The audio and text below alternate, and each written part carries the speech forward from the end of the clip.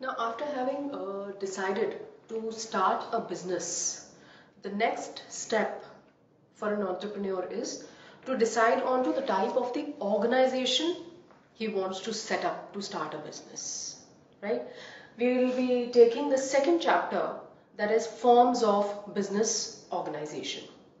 Now, there are basically 5 forms in which a business can be organized, right? Namely, sole proprietorship, joint Hindu undivided family business, partnership, cooperative societies, and joint stock company, right? So a proprietor has to weigh the pros and cons of each and every form of organization and decide onto one form which is best suited for the business that he is going to enter into. Right? The choice of the form of organization depends upon a lot of factors, that is the size of the business, the nature of the business, right? Whichever is the best suited, right, will have to be taken up. Let us first understand each form of business organization, and then we are going to decide and then we'll also do a comparative study of all the forms of business organization, and then I'll let you know the different factors that a business organization has to take into account while deciding that which form of business organization should it go in for, right? Now, sole proprietorship, as the name suggests, sole means one, single, and proprietor means owner. So it is self-explanatory that sole proprietorship under the sole proprietorship form of organization, there is only a single owner. It is headed by one person. It is basically a one-man show. Here, one man, it is a form of an organization wherein a single person owns, controls, and manages the entire show, right? And is the sole recipient of all profits and losses. Clear? Now, if we come to the features of sole proprietorship form of an organization, the first and foremost feature here is it is single ownership. That is, a business is owned, controlled, and managed by a single person. Right? He is the one who is going to decide कि मेरे को कितने लोगों को और employ करना है, किसको कितनी सैलरी मिलनी है, कितना रॉ मटेरियल आना है, कितना स्टॉक खरीदा जाएगा, ठीक है, प्रॉफिट को मुझे अपनी जेब में डालना है कि दोबारा से बिजनेस में लगाना है. All decisions are going to be taken by a single person. All profits are going to go into the pockets of a single person. It is basically single ownership, right? It is owned by a single person. Second characteristic is ease of formation and closure. There aren't any legal formalities basically which are to be pursued or which are to be carried out for sole proprietorship form of organization. Now, when we talk about sole proprietorship, either the best example that you're going to that I can give you is that of a shopkeeper. ठीक है? Shopkeeper, that's a single owner. एक अकेले बंदे की दुकान है, वही सब कुछ संभालता है और सब देखता है, right? तो for him, what are the legal formalities that he has to obtain? आपने देखा होगा उसकी शॉप में सिर्फ एक सर्टिफिकेट लगा होता है that he's been authorized, to open this shop, right? He just has to obtain that particular certificate. Otherwise, there are no such there are no legal formalities that have to be complied with, right? As far as opening up of a shop and all is concerned, right? Then third is risk bearing. As I told you that it is a case, in this case there is a single owner, okay? One person manages the entire show, ठीक है? अगर हम ये बोल रहे हैं risk bearing, he is the one who has to bear the risk in the business, right? Risk क्या है? फायदा भी हो सकता है, नुकसान भी हो सकता है.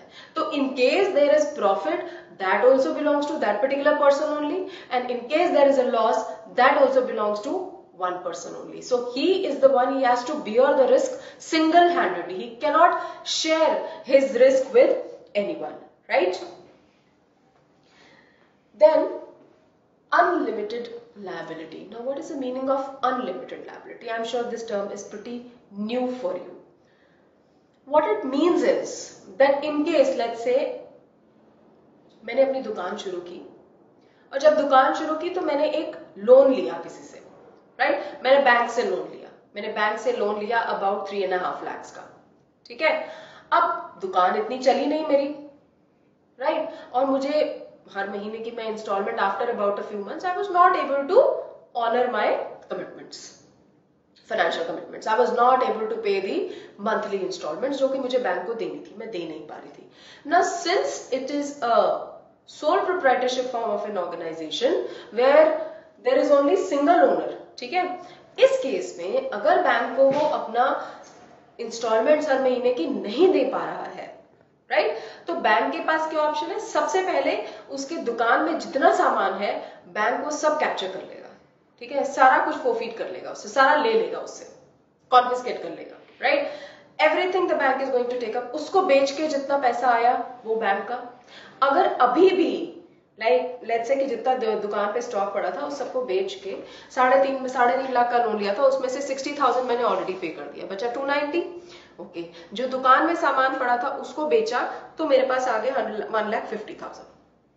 1,50,000 आ गए, 290 में से 1,50,000 गए तो 140. Right now 1,40,000 bank is not going to take it as a loss for itself कि he has been declared bankrupt so 140 is my loss. No, bank is going to now take his personal assets, meaning if in case of sole proprietorship form of an organization, if the owner fails to make the payment on time, then even his personal assets can be utilized for making the business payments. Even his personal assets can be used to honor the payments. This is called as that his liability is unlimited, meaning his liability is not limited to his business assets. His liability can include his personal assets also, can use his personal assets also to honor the business commitments, right? Then comes no separate entity. I'm sure you must have done it in your accounting accounts का जब second chapter आपने किया होगा, principles of accounting.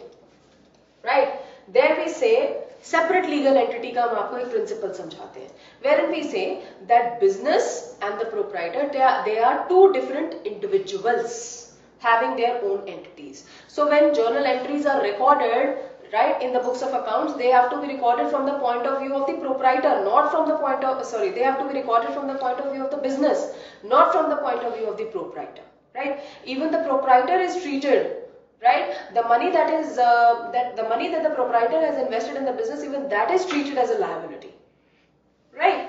Now according to this principle, when we say, many students they feel that ma'am you say that there is a separate legal entity principle, separate accounting entity principle. Here you are saying there is no separate legal entity. Now my dear students, these are two different terms. Here I am using the word separate legal entity. Business and the proprietor will always be two separate accounting entities, meaning for the purpose of making the accounts, they will always be considered as two separate entities. तो अलग लोग उनको मानेंगे हम, right? Business and the owner. But in the eyes of law, in case of sole proprietorship form of organization, they are one and the same thing. Because they are one and the same thing in the eyes of the law, that is the reason why the owner has an unlimited liability. Because he doesn't have an entity separate from that of the business, that is the reason why he has an unlimited liability. That is the reason why if his business assets are not sufficiently enough to honor his financial commitments, his personal assets are going to be used for the same. Single person management. Now, when we talk of management, management includes planning, organizing, staffing, directing, controlling. These are 5 functions of management, and in larger organizations we have we take these functions as separate departments altogether, right? But because sole proprietorship form of an organization, it is